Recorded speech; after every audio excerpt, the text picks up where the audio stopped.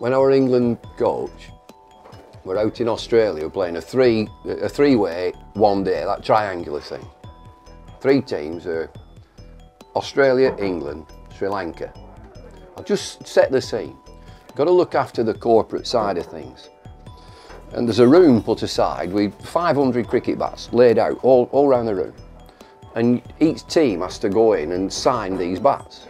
You know, the corporate, they're handed out to, you know, people who are paying a lot of money. It happens all the time. Regimented thing.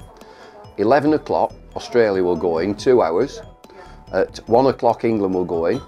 At 3 o'clock, Sri Lanka will go in, sign all the bats. You go in, team out, and you go round and just pick the bat up, sign it. It's a 2-hour affair. At 5 o'clock that night, we're playing Sri Lanka the following day. At 5 o'clock that night, we've got a team meeting. So I would, as coach, I'd lead the team meeting, but then everybody's in. It's got to be proactive, and it's short and it's sharp. You know, this is what we're going to do. We're going to hammer these. This is how we're going to do it. Blah de blah. So I'm leading it off. Atherton, who's steward, who's captain, would take over and talk to his team. And I've never been great on Sri Lankan names. On Sky, I have to practice these names. You know, the names, they go on and on and on. Now, I need street cred with my team. So I'm practicing the names before we go through strengths and weaknesses of their team. I say, right, let's have a look at the batters.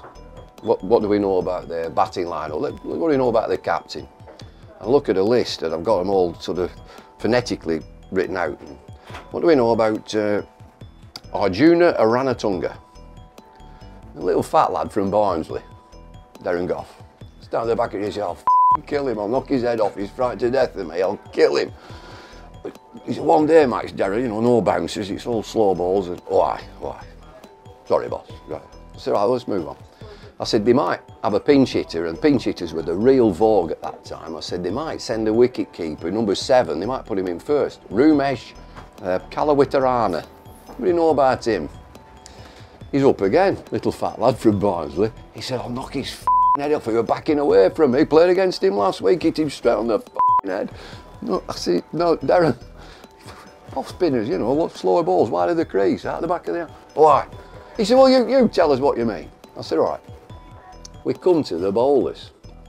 I said, right, let's have a look at their attack. What do you think about their bowling attack? I said, what do you think about their left armer opening bowler? And I don't know who it was, somebody at the back of the room. What's his name? I said, you know the one, that left armer. Left armer that opens the bowling, medium fast, swings it this way and that way. What's he called? I said, all right, I'll tell you what he's called. He's called Warnakula Saraya Patabendigayu Santa Joseph Chaminda Vass. I said, sometimes they just call him Vass. I said, I'll tell you again, I'm going to get a bit cocky now. I said, you know the one, that left armer, he'll bowl into the wind, swing it this way and that. 78 mile an hour. Warnakula Saraya Patabendigayu Santa Joseph Chaminda Vass. What do we know about him then? And there's like that stony silence until Alan Mullally stood up. Now, I didn't know he were on the tour. I didn't know he were there. I've heard from Mullally. He stood up and he said, you don't want to worry about him, boss. He'll still be signing all them f***ing bats.